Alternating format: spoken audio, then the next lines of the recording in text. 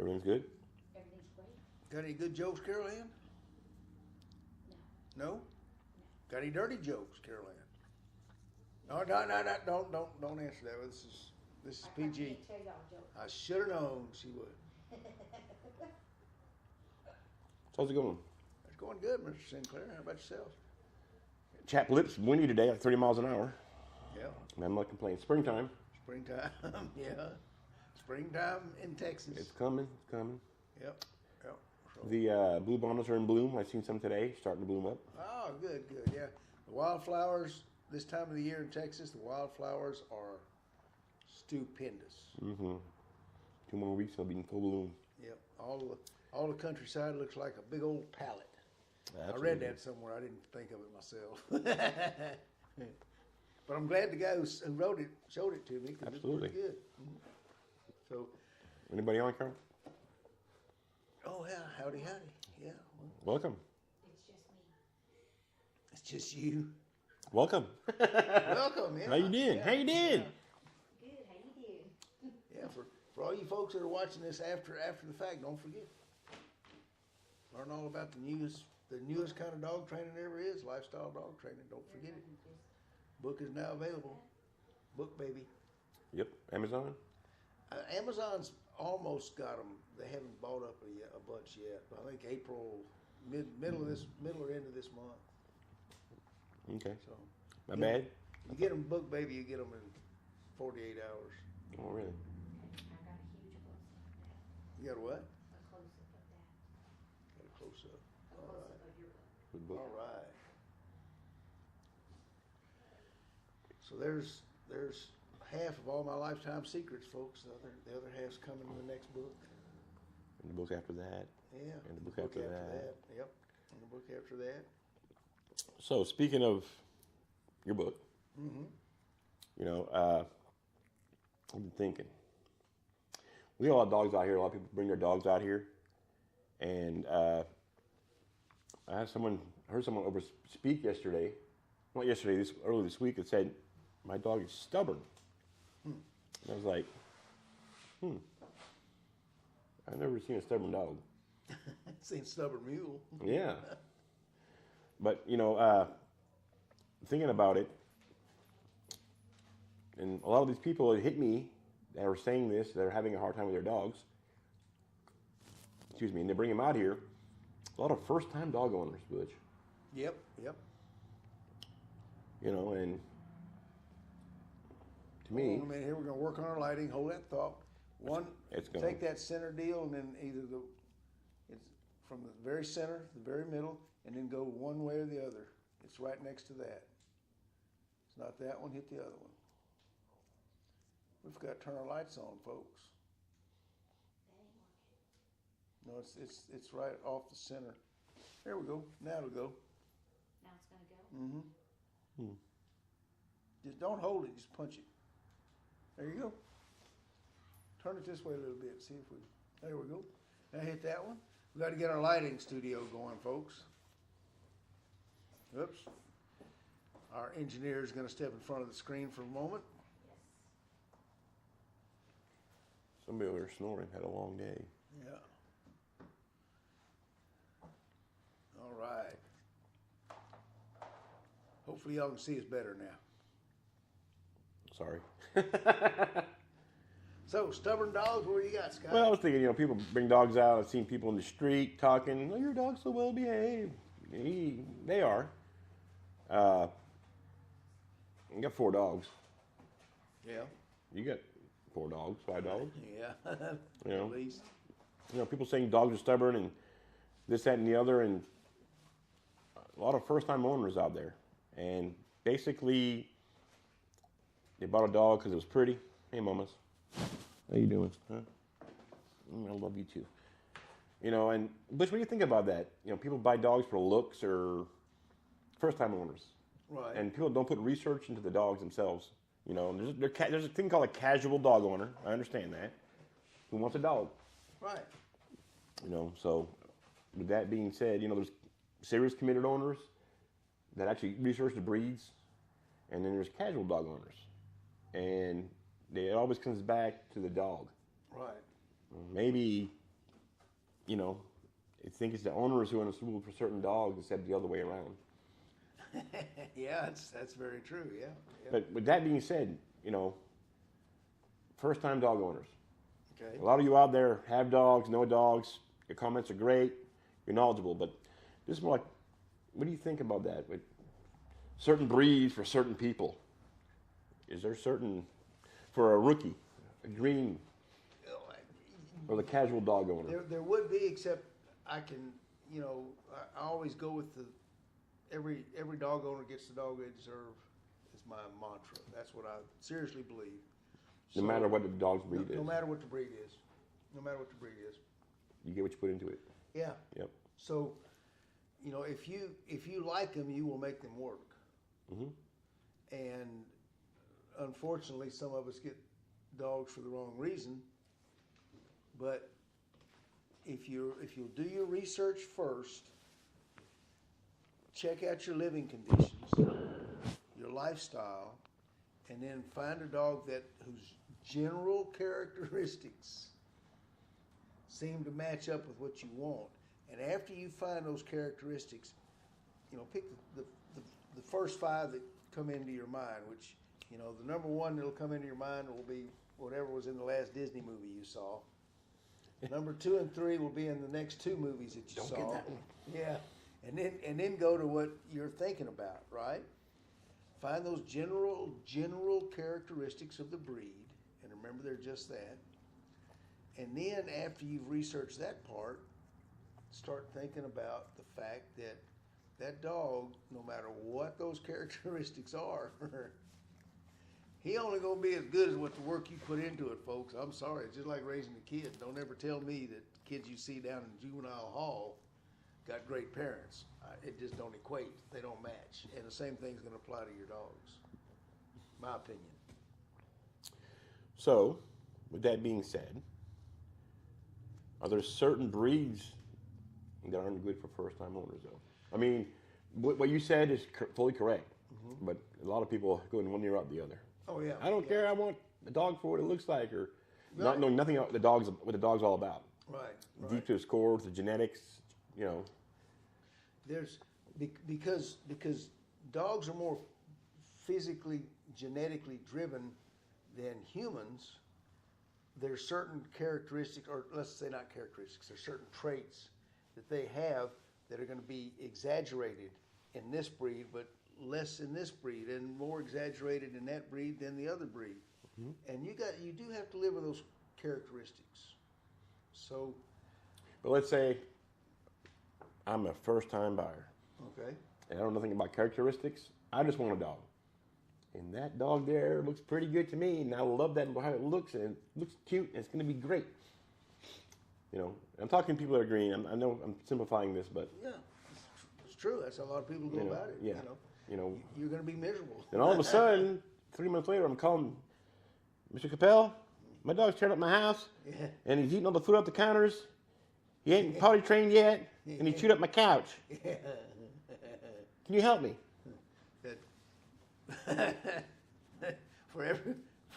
That is an actual phone call Scott memorized, by the way. We get several of those. So, yeah, I mean, and that's exactly what you're gonna run into. Because you're putting yourself in dire straits. Yeah. Because you come to a point where, and what happens is the dog ends up at a damn dog pound or a rescue. Yep. And gets euthanized, and that is not right. No, you're killing. Pet owners in America kill about 20. I'm guessing 15 to 25% of every dog born and gone into a home are killed by the people who get the puppy. Dog's not like a buffet where you can try everything on the menu and just throw out what you don't need. Yeah.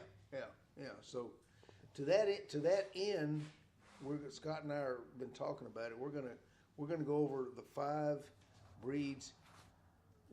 They're not the worst breed. I know what it says in the title, but the 5 breeds that are going to be the most difficult because they have traits that have been bred into them that make them a little more difficult, you know, to live with. And we're going to address those traits and So, those breeds. To validate that, everybody watching, we've all been first-time dog owners. Everybody's owned the first dog. Absolutely. And then you learn. Mm-hmm. Yeah. But I've always kept my dogs. Yep. Yep. So have you, and probably all you out there have too. But once you start learning about dogs and the characteristics and everything, like you're saying, but you got to start somewhere. Yeah. And if at the end of this, first off, we're gonna give you 5 breeds tonight that are a little more difficult, depending on your level of knowledge. But the number 1 toughest breed, I think, is going to be a shock to most of you. And then on top of that, there's a formula that you can use if you're a new, young couple starting out. Maybe you got your kid, and every kid ought to have a dog, in my opinion. So you're looking for that dog. There's a way that you can probably be more successful, and we'll put that at the end of this as well. Yes, ma'am. There's a couple comments. Is the Malinois a good first dog? That's one. And then another guy made a comment, don't get a working Jag Terrier. Is non-active and living in an apartment. So we'll go through the dogs here in a minute. Yeah. And Jag Terrier, these are from working line people. I can tell you some stories about Jag Terriers, but they're a lot of you guys who watch our stuff, thank goodness, are in the working dog world. And there's breeds like the Jag Terrier that general public's never even heard of. So we won't address some of those. But what do you think? We're going to address the more common breeds that the general public's likely to get. And we'll address the Malinois because he's now big in movies. And we'll address all that. And then, like I said, we'll address at the end a formula you can use to ensure you might be more successful at getting your first dog. So, what do you think? Go with it? Let's do it. Okay, what do we got for number 1? My list? You want me to go Your with it? list. All right. Number 5. Number 5, the Jack Russell Terrier. Really? Really? Imagine that. Imagine that. So, a big problem people have, this is a little dog, and it's cute, but it's a terrier. Terrier is an earth dog. These are dogs that were bred to kill varmints, go into holes and drag out badgers that are 3 times their size. Mm-hmm. They have a strong need for something to do. Almost all the breeds, not all, but almost all the breeds that are difficult and considered stubborn by the general public and some so-called expert dog trainers are going to have that sort of a personality. So Jack Russells can be as difficult to live with as any dog on the planet because you may have a big dog who's hard to live with and come home and find that he chewed the legs off your couch, but you might get a Jack Russell and find out that he went out to your irrigation system in your backyard with your sprinkler system, and that little sucker could dig up every sprinkler head you ever had and chew it in two. So Jack Russells for sure. Well, these dogs here, they're very smart. Yep. And their energy level is here. Yep. So if you live in an apartment and walk your dog once a day, or when you get home from work, that dog needs to, they're good for fly ball, they're dog jumpers, frisbee dogs. They're very, very, it takes a lot of, you gotta put a lot of time in them. Great agility dogs. Great dog, good dog's a tired dog. Yeah. But these dogs take a lot of time with them. You know, you got to spend a lot of time with them. You can't just one time a day. You know, that's how it goes, basically. Yeah, and one of the things we like to do is I know you go to all these lists and they talk about, like we just did with Jack Russell. This dog is on this list because they're high energy, and this, that, and the other. What I'd like to do is explain to you not just what makes them difficult to live with, but why they are the way they are. Because there's no such thing as a dog breed that's a bad dog if you put in the time. I got a question. Yeah. How big is a Jack Russell What's his natural average size? 12, 14 pounds. So right there, good-looking dog, beautiful dog. I live in an apartment. I don't want to get a Great Dane or a German Shepherd. This beautiful little Jack Russell can live in an apartment with me. He's a small dog, and I can walk him to the dog park. Yeah. But yeah. By the way, my number one choice is just off subject, but I got to throw this in because it's my number one choice. If you live in an apartment, Great Dane. They housebreak in 2 minutes. They're very calm. They don't bother nobody. They do like couches. So I can attest to this because I have a friend who lives in downtown Dallas in the loft on the 30th floor. He got a 116-pound Great Dane right now. Yep. And the dog is amazing. Chill. He brings him to work every day. I see him when I go to the office. And Yeah. I said, how the hell do you have a Great Dane in an apartment up there? He goes, he likes to ride the elevator. I said, it must suck for you. It must suck for you taking him out in the middle of the night. It's a 30-minute deal. He goes, my shit ain't tore up, though. So he's right about it. Number four, Number four. Siberian Husky. I think that's one you'll find on everybody's list, right? Yeah. They are something else. Why is that, Scott? Why is that? Well, like I said, I don't want to just tell you this characteristic, Let me tell you why. You're going to see one common thread in all of the dogs that are considered not so good, not so, maybe some people will say stubborn. And that common thread is going to be their ancestry going back hundreds of years and the jobs that they had. I think some of the dogs that are considered the smartest aren't really any smarter than the other dogs. It's just their chromosomes have information from hundreds of years ago on how they react to humans. The Husky is a perfect example. It's a sled dog, right? It wants to go all the time. Yeah, that's pulling sleds.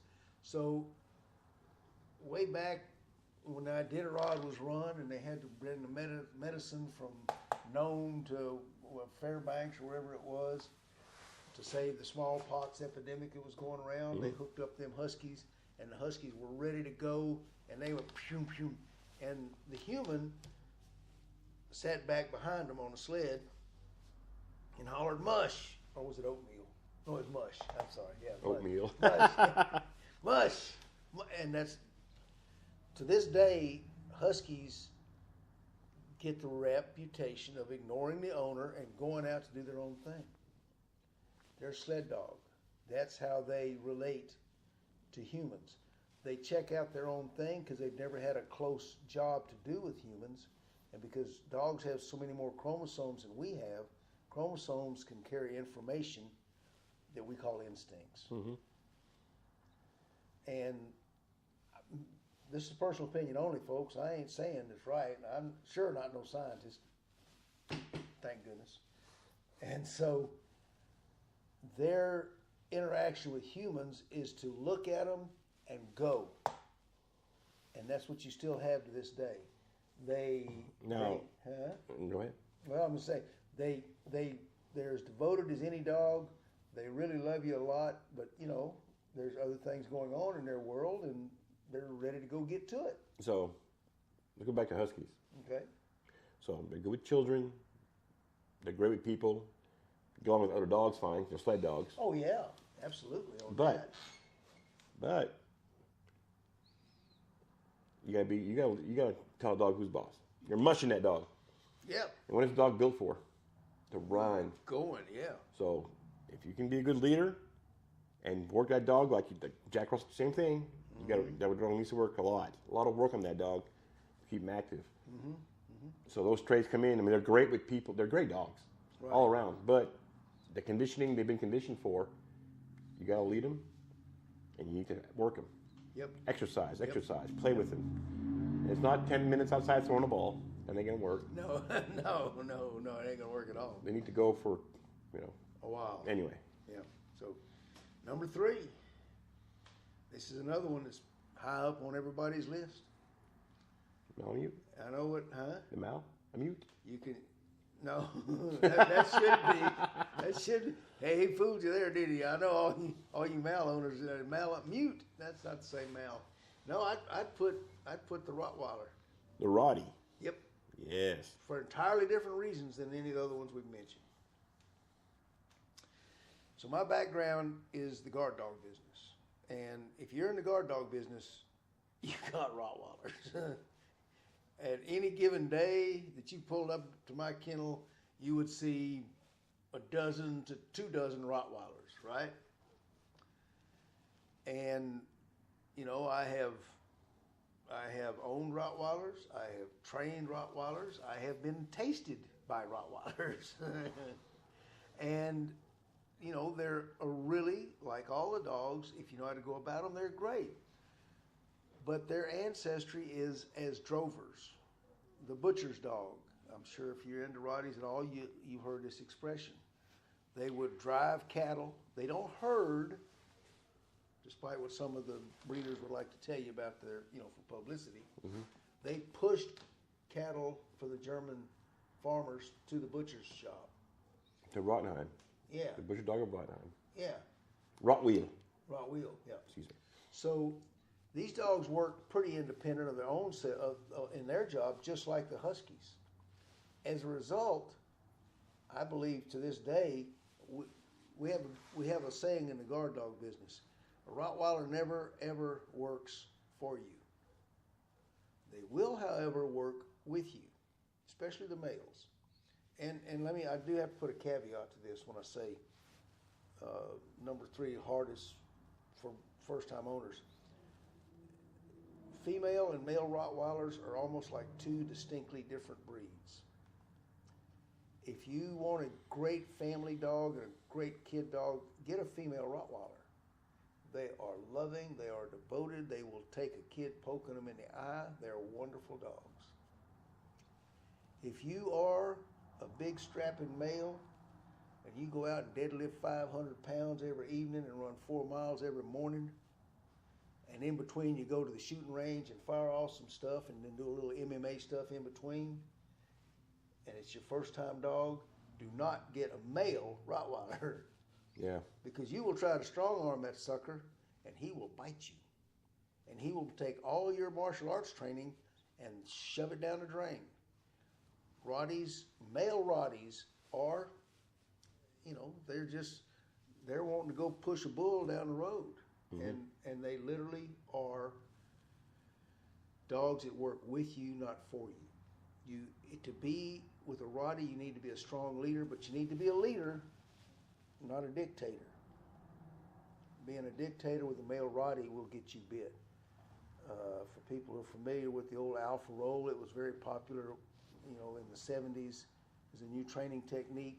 It lost popularity in the 80s when the Rottweiler became popular in America because people that were alpha rolling Rottweilers came up without a nose.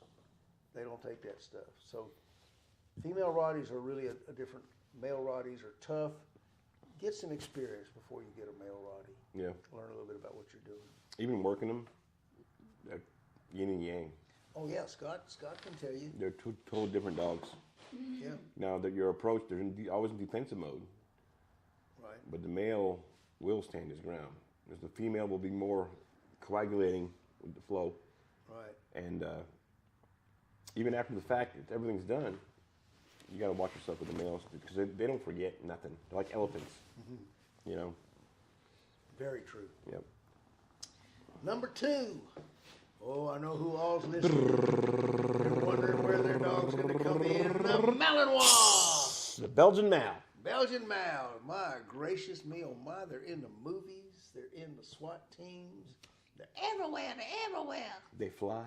They fly. They fly. They fly. Ooh, lawsy. They are hard to live with. If you're a first-time dog owner, you'd really rather have a toothache. Or 2. Or 2, yeah. Or you might want to get your wisdom teeth pulled. Yeah, there you go. Somebody came out here once and this person was beside herself. And she was almost crying with that dog. How old was that dog? Maybe 4 months old. He was hell and high water. Yeah, Yeah. And she couldn't understand it because he was beautiful. He had the full tan effect with the black face, and he was built. He had the bone structure, but he was just full of energy. I'd say something else, but you know. Yeah. Yeah, and males, it's not just the fact that they are full of energy. That's what the Jack Russell has. You see some commonality here. But the males are also, because of the way they've been bred and working herding, which was their first job, they call it the eye in the sheep herding world. They bred dogs that could just concentrate and literally move a sheep or a lamb by looking at them. That intimidating. That means they have to be completely focused to get that sort of reaction from the livestock. And the males excel at the eye.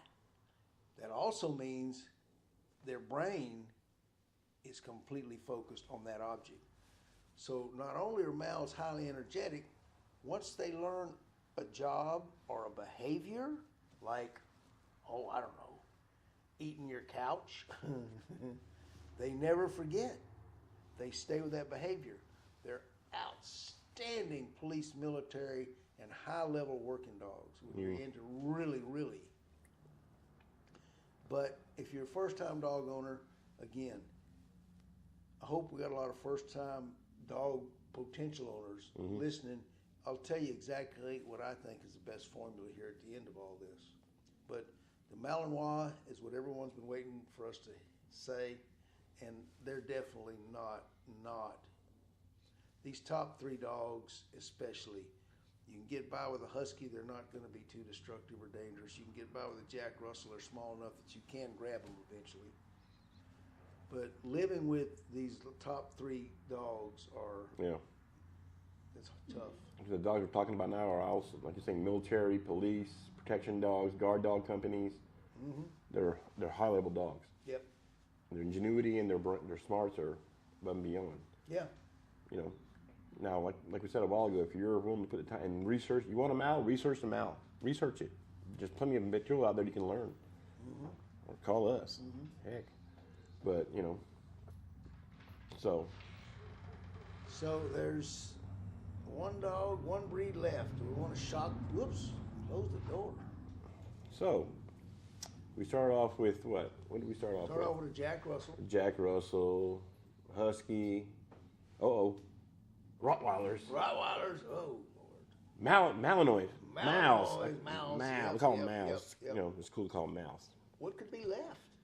I mean, it must be some super, I don't know, the biggest attack dog or the biggest stereotype dog in the world. Yeah. Well, it ain't an attack dog. These are my opinions. It ain't a terrier. I've only trained Is that 40 or Mastiff? 50 dozens of them. It ain't a Mastiff. Bulldog? It ain't a Bulldog. No pit bulls in this? No pit bulls. Damn oh my it. God, can you believe we got through the list without pit bulls? No Staffordshire Terriers. No Staffordshire. Is it Adobe? No Dobies. Is it Adobe? We got Adobe in here. It's not Adobe.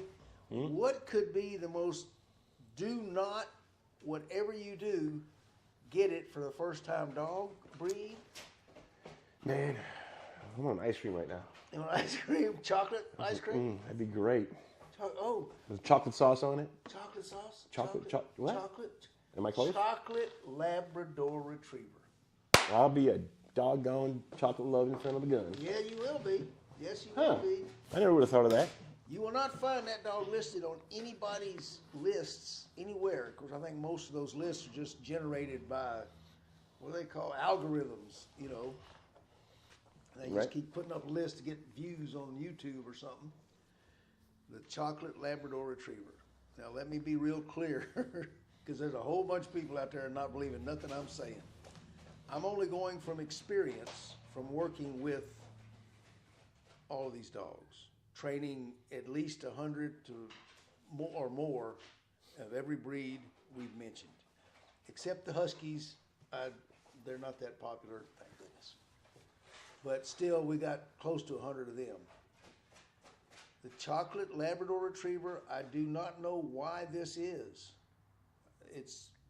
and I have tried to find it scientifically. I have looked for studies. We know that there are certain qualities that every gene will generate. There are things that go along with. We know that white-coated dogs tend to be deaf.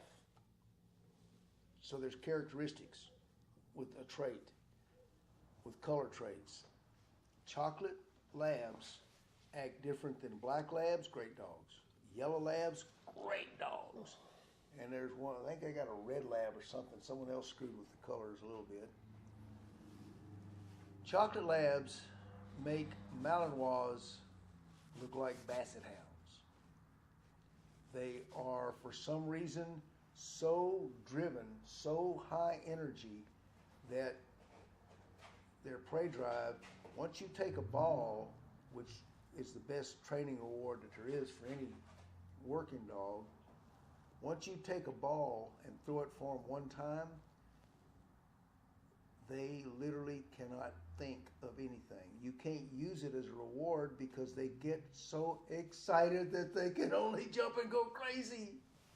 I have never, ever told anyone I can't train their dog, except for several chocolate lab owners. Now, I taught them all the commands.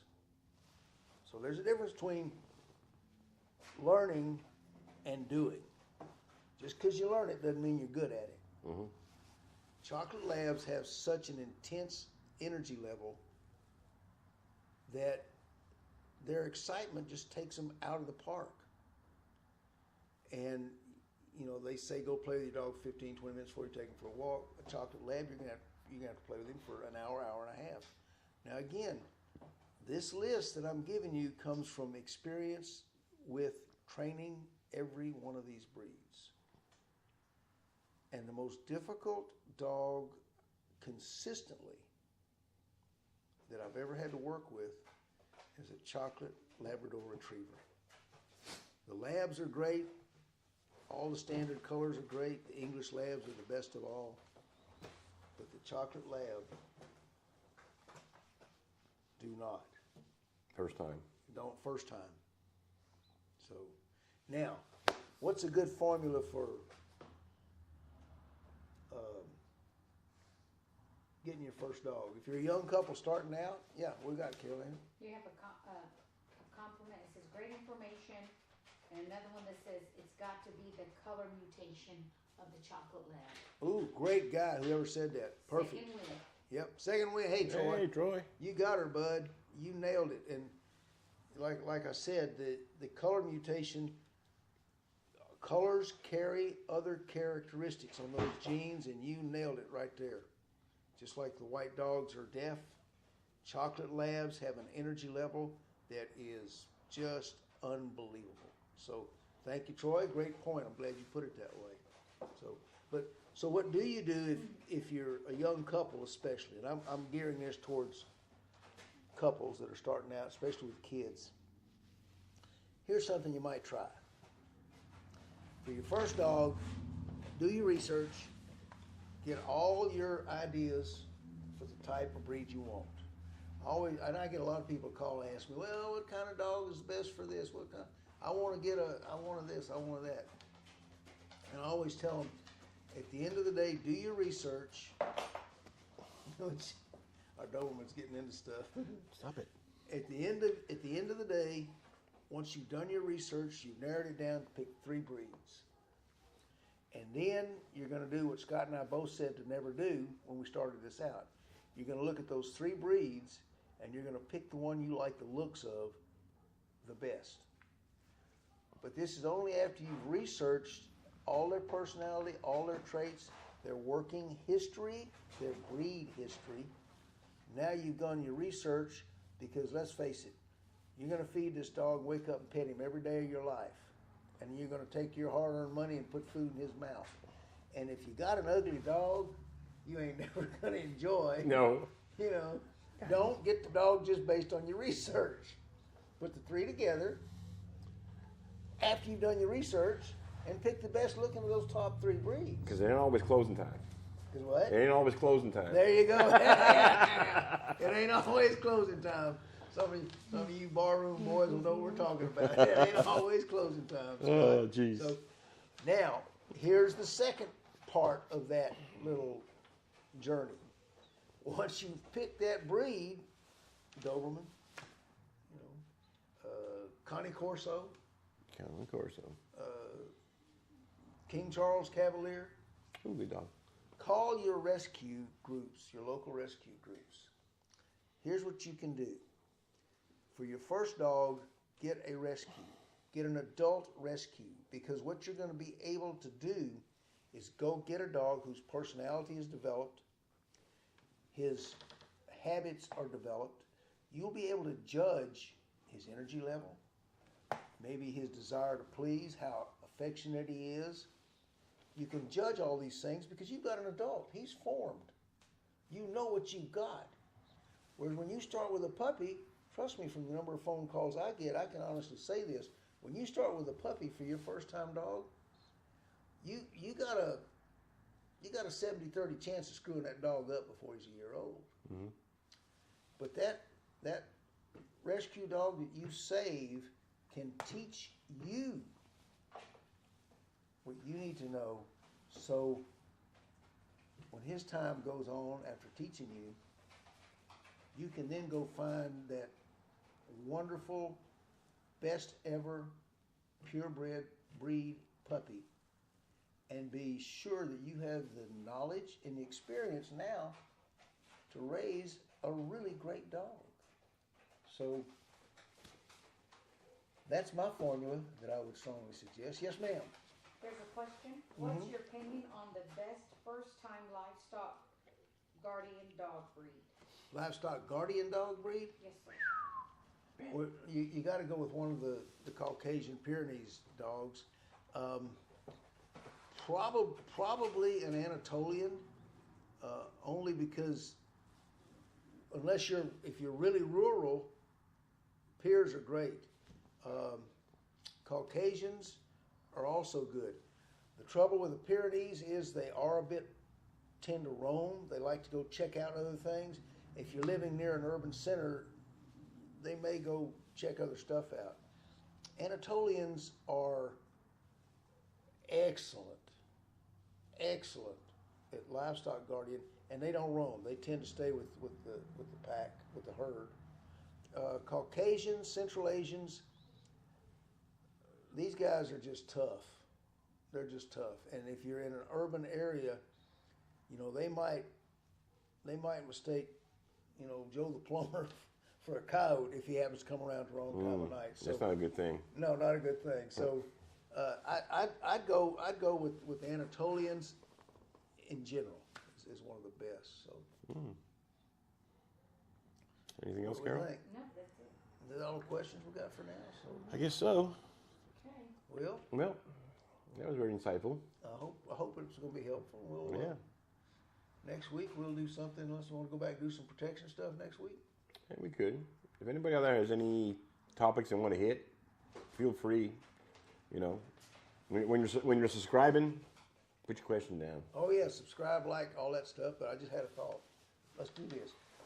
Because we're always looking for information. No, we're good. We're always looking for information. We're looking for topics. We're looking for things we can do to inform or help the general public. So anybody who comes up, if you'll just comment on there, you can contact me directly or Scott. If you come up with an idea for a topic and we use it, we'll just send you a copy of Lifestyle Dog Training There you go. for taking your time to help us out with material. What do you think? Yeah. If we can help you and you can help us, everybody wins. There you go. So But don't ever forget this. What's it all about, Butch? it's all about the dog.